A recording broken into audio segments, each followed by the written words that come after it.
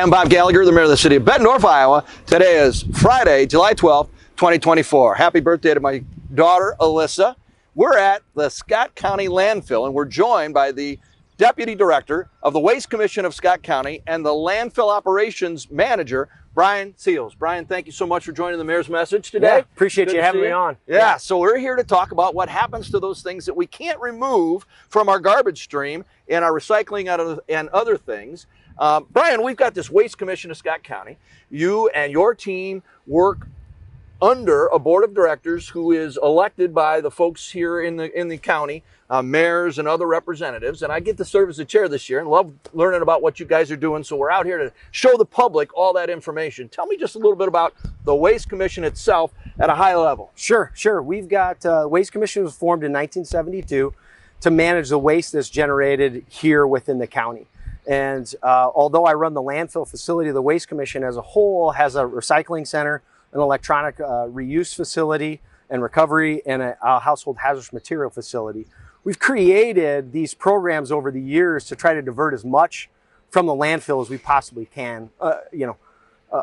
Unbeknown or not common belief is that your trash is my treasure because I'm the landfill guy, and that's not actually the case. You want it out of there. We want as much away from the landfill as we possibly can, and so we've developed all those programs to try to keep as much out as we can, but we do have to manage the waste that does come here. And so this is kind of highlighting what that looks like when we have to build a landfill cell to manage the waste that's here in the community. So your programs, though, are really renowned nationwide. People come here from all over to learn the things that you all put together for Scott County, Iowa, back in 1972. Yeah, we have an excellent team that works collaboratively with the cities and tries to create state-of-the-art facilities that can be modeled and duplicated or copied. And they are. They're being copied everywhere. We've gone through the headaches, so why let others try to recreate and relearn? Yeah, so we're very open and share that knowledge that we have and the technologies that we've incorporated into our operations. So that others can replicate it. As you said, there are things that can't be removed from the stream. And behind us, we're looking at building a new cell. What is a cell? So we call a cell, but it's really a depression within the land mass itself. And we build cells maybe every 3 to 4 years. That's the amount of time that it takes for us to fill up with the garbage that's generated in the community. But what it is this is what we're building, or what you see behind us is how we are protecting the environment and the groundwater table. We are much more than what common thought would be is it's just a hole in the ground, you push the garbage in. This is a well-engineered, well-thought-out process that is followed across the entire United States for how you're supposed to build a landfill and protect the environment. So we're on a huge piece of ground, and each cell that we build throughout history here, how long do you expect our landfill to be able to collect the trash from the county? Yeah, so right now we have airspace through 2070. Okay. And our goal would be is that 2070 turns into 2270. Right. The more we can divert from the landfill, the longer the landfill space that we have permitted will last the community and be able to provide that airspace and control those rate structures. In fact, you've always already looked ahead to what it might look like. It's going to be a beautiful park-like setting out here. Yep. It's pretty cool. Yeah. So let's talk about the landfill cell itself and those protections for the environment. Sure. So what you see out here, and this is actually a really good view because you can see that we've got brown dirt. Yep. And then we've got black plastic. Correct. So this is, the brown dirt goes in as that first layer. It's 2 foot of compacted clay. And that material is used and tested to verify that clay doesn't allow liquid through it very quickly. And so the contractor has to come in and lay that clay in 6-inch lifts. And then there's testing that's done that says that material is compacted well and it does not allow water through it. Okay. So that's the bottom layer of protection. I get it. And then we come in and we lay this black plastic. It's an HDPE black plastic that goes over top. It's 60 mil. Big rolls of it. Rolls are about 500 foot long by about 22, 25 foot wide. That's what they're doing on the side of the hill. That's what they're doing behind us here. You can kind of see the seams there.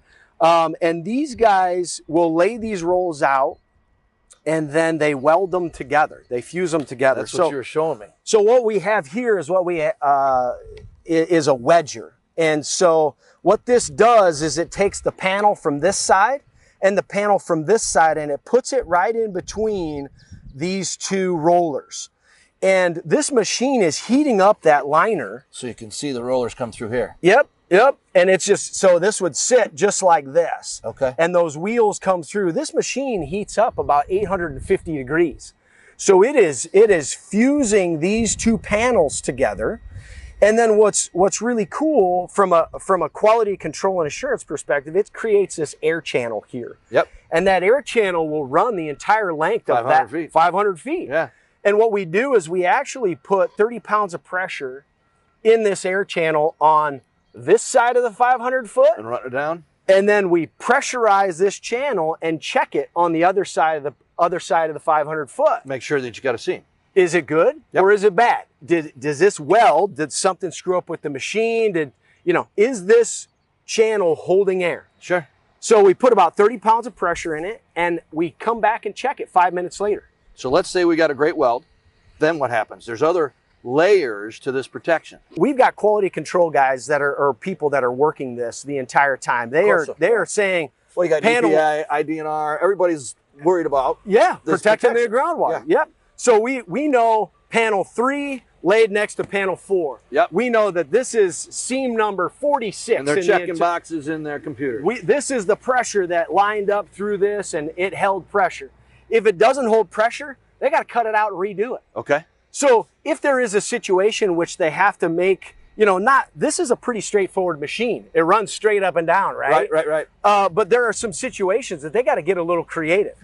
So what they do in those situations, if you've ever ran a MIG welder before, this is a MIG welder, but it uses HDPE plastic instead of wire. And runs that. And it runs a bead. Yep, this MIG welder, you can call it they call it an extrusion gun, but it heats up this bead of HDPE plastic to about 450 degrees.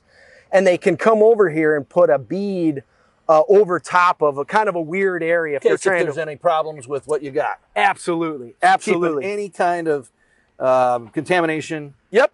From getting below that level. Correct. So they'll extrusion weld, they come back and they test that extrusion weld. They put this vacuum box on top of this bead with some soapy water and say, do I see any bubbles? Do it again. If I see bubbles, that's not good. Come back and redo it. Okay. And they just keep doing that. And our quality control people, we've got 2 quality control people on this the entire time that this is happening.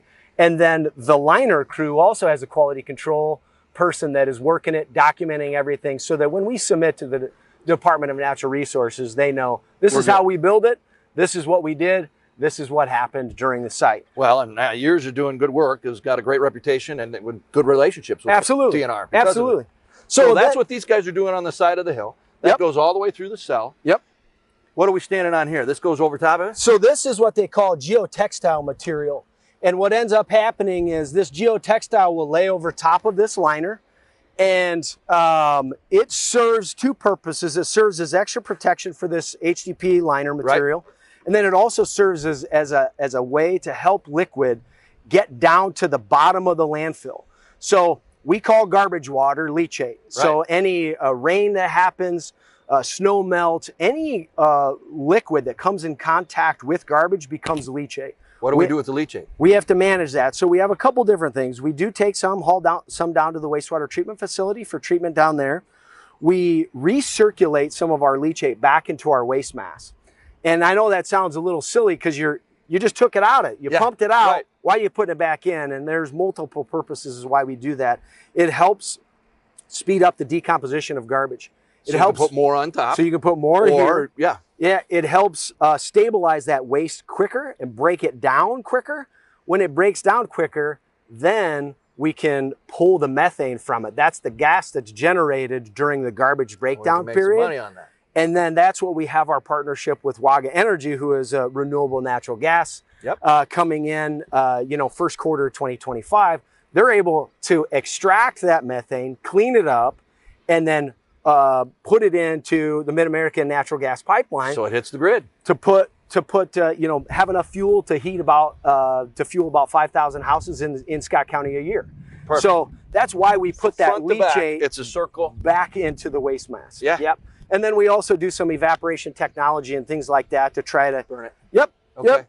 So so that's what we're seeing here. From a, you know, quality control, you think some days, man, is my job, like, do I have a good job or not? I think you enjoy your job. I do very much so, and I enjoy seeing, you know, things like this go in. But like our quality control people, this liner crew, well, actually, these panels you can see are about 15 to 18 foot wide. Sure. They'll lay these out across this entire thing. There's a zip tie that goes every 5 foot. Every 5 foot, panel 3 gets zip ties to panel 4, and that holds it in place.